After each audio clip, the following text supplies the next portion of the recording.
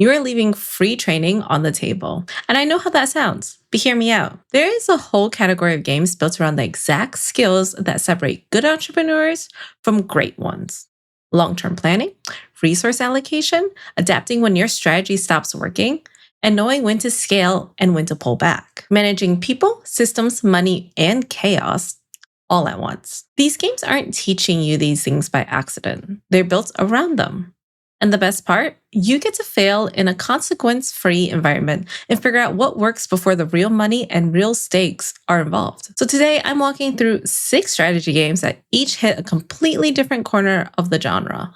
Survival management, tactical roguelites, grand strategy, city building, tycoon, deck builders, and the specific business skill that is quietly being built every time you play them. These aren't just games I picked from a list. I've played them all. I've taken embarrassing amounts of my time. Let's get into it. And although I do say entrepreneurs, this works for management as well. These games in general are just great strategy games, a way to train up your mind. Most companies would view these games as good and beneficial versus just a game. Oh, quick note before we get into the games, because not all games are created equal for this purpose. Talk about how shooter games build pressure tolerance and farming games teach time management. Strategy games are a different category entirely.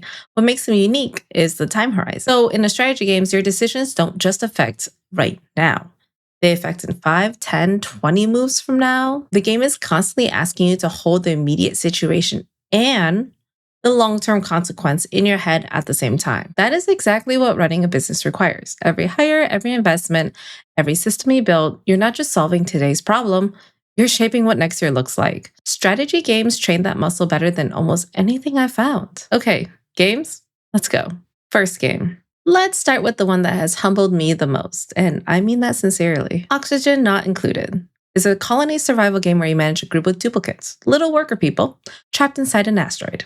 Your job is to keep them alive, which sounds simple until you realize that everything in this game is connected to everything else. So your duplicates breathe oxygen. Breathing produces CO2. CO2 has to go somewhere or else they suffocate. It takes up air. So to produce oxygen, you need algae or electrolyzers. The electrolyzers need power. Power needs a generator. Generators produce heat. Heat affects your food supply. I know, crazy, right? Your food supply affects your duplicate stress level. They need to eat, right?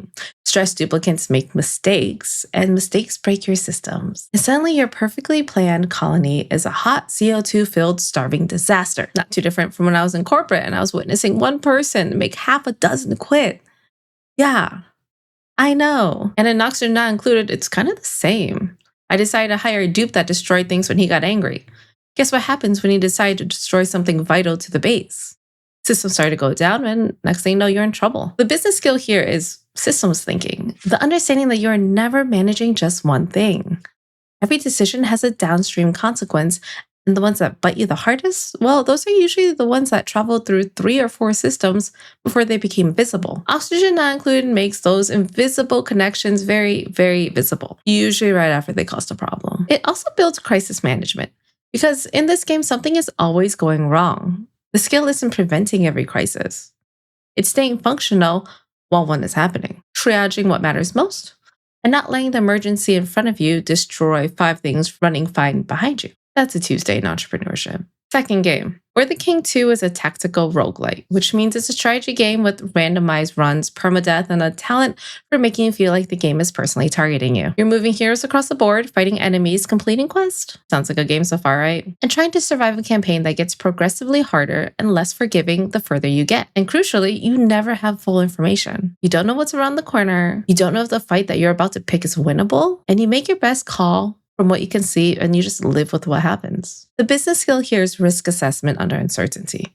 And I want to be specific about what that means because it's not the same thing as gambling. Because risk assessment isn't about knowing the outcome. Because in gambling, you know, win, lose.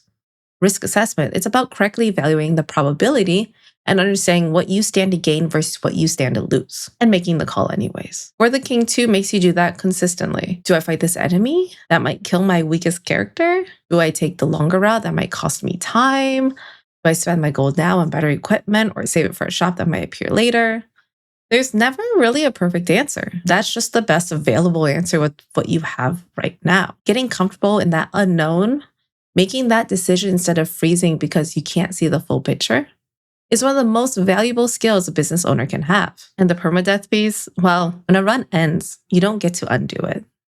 You start again. And you're a little better than you were last time because you know something you didn't before. That's the real lesson. Failure is information, not a verdict. And anyone who has created a business, it's really you've created 1, 2, 3, 4, 5 businesses because you get better at it.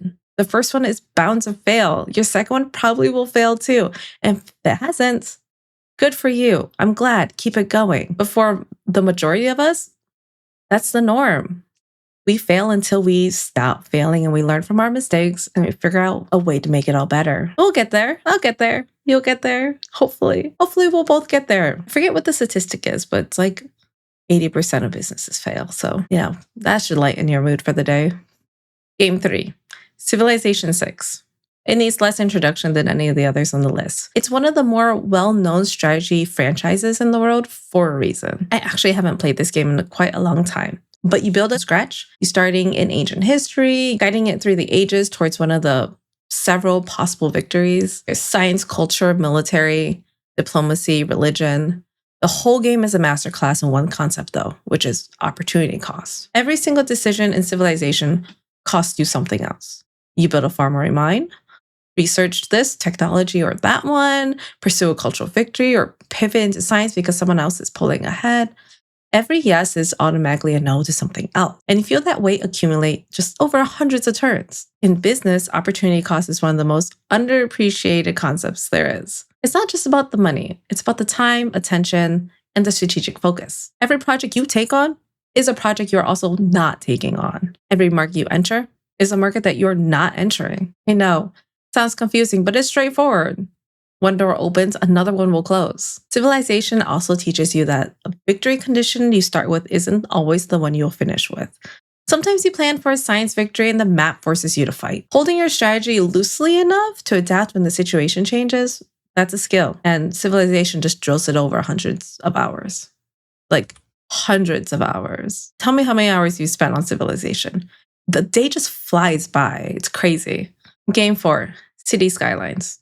It's a city building game, and it's one of the most peaceful, meditative games on the list, right up until it isn't. Because you start with an empty plot of land and you build a city. Roads, zoning, power, water, sewage, schools, hospital, public transport. You're managing every system that keeps a functioning city alive.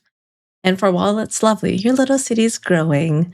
People are moving in and everything is working. And then you hit a scaling problem. The road layout that worked perfectly for 10,000 residents creates a gridlock for 50,000. The power grid that handled your early city can't support the industrial zones that you just built. The single highway on-ramp that was fine is now a bottleneck just tanking your entire traffic flow. And this is why we like roundabouts in the game. Although here in the US, I feel like we hate them and don't know how to work them. But in the game, and honestly, in practice, when you actually figure out how to work roundabouts, they're actually quite effective. So when I do find a roundabout in the city, which is kind of rare, but it happens, it's really great because I can get through it really quickly, but also really awful because people don't know how to drive roundabouts. Anyways, you don't have that problem in Civilization. They all know how to drive roundabouts over there, so they're actually quite wonderful. It took me a while to learn that, though. My early games were a road mess. It was a mess of roads. But the business skill here is planning for a scale before you need it. And that is absolutely something I had to learn the hard way, and it was not in my first run through my first city build. The infrastructure decisions you make early define what's possible later. And rebuilding infrastructure where a city is running is expensive, disruptive, and sometimes impossible without tearing things down. So is it much different from businesses that you make early on versus later? You kind of learn to anticipate the next move. Just because you've been through it, you've seen the pitfalls. So the entrepreneurs who think about scalability early, who build roads wide enough for the city they're becoming, not just to say that they are, and spend a lot less time in crisis mode later. City Skylines also quietly teaches you that growth creates new problems. More residents means more demanding on every system. Growth is good, and it comes with a bill. Knowing that bill is coming and planning for it, that's leadership. Game 5. Planet Zoo is a zoo management tycoon game, and it's genuinely one of the most beautiful games on this list. You build habitats, you care for animals, you manage a staff, and you try to run a zoo, that people actually want to visit. Granted, personally, I want to visit all the zoos, so it's not a really hard sell. Not for me, at least. For this conversation, is that it makes the connection between animal welfare, guest experience, financial performance completely explicit. So happy animals put on better shows. Better shows mean happier guests. Happier guests means spending more money. They stay longer and they come back. So let your animal welfare slip and your ratings will drop, guests will leave early, and your revenue tanks. And yeah, I spent a lot of time building one habitat thinking it would be perfect, just to find that it wasn't quite what the animal wanted. I was a little bit off. And yeah, that wasn't the show-stopping habitat that I created. Not what I expected. Not what the animal expected either. Anyways, this game was harder for me to continue on. I did try playing on the PS5. Not the greatest controllers. Would recommend this game specifically on a PC, or you grab a mouse and a keyboard and you bring it out to your TV or something. Controller's not the way to go. The budget management piece is genuinely challenging though. It's very easy to overspend on beautiful habitats. You find yourself in a cash flow negative with a zoo full of expensive animals that need feeding. The gap between a zoo that looks impressive and one that's financially sustainable is a lesson a lot of real businesses learn the hard way. And the brand piece, your zoo develops a reputation. What you're known for. Are you just a zoo that prioritizes animal welfare? Are you one with the rarest species? Those aren't just aesthetic choices. They dominate who visits and what they're willing to pay. That's a brand strategy. Knowing what you stand for and being consistent about it, your reputation is built over time through thousands of small decisions. Not one big announcement. Stay on brand. How hard could that be, right? Game 6. Last one. And this one might be the most underrated game on the list. Across the Obelisk is a roguelike deck builder. So you build a deck of cards, you fight through increasingly difficult encounters, and you try to make it through a run that's actively trying to stop you. I mean, that kind of sounds like most games, but every run is different. Your strategy depends entirely on what cards you're offered. Here's what makes this one special.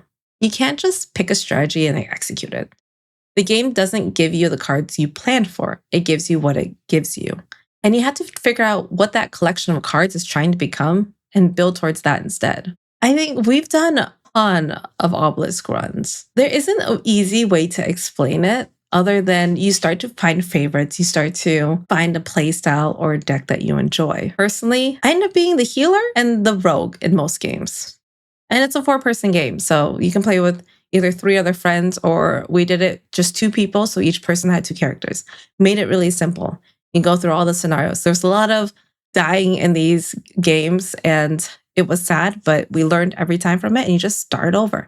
Maybe there wasn't enough character synergy. Maybe you just didn't get the cards you wanted. Maybe we were in over our heads, but we never quit because that's not what we do here. But really, the business skill here is adaptability, specifically the ability to pivot with a plan rather than just kind of doing it randomly. Because there's a difference between changing course because of new information, which makes a different path smarter, or just changing courses because you panicked. There's a lot of panic in that game. But it's turn-based, so you have some time to think. Across the Obelisk teaches you to pretty much tell those apart. It also builds synergy thinking, the understanding that pieces that seemed weak in isolation can be devastating in the right combination. That's team building, especially the dark matter in that game. The dark orbs in that game, so great. But that's product strategy.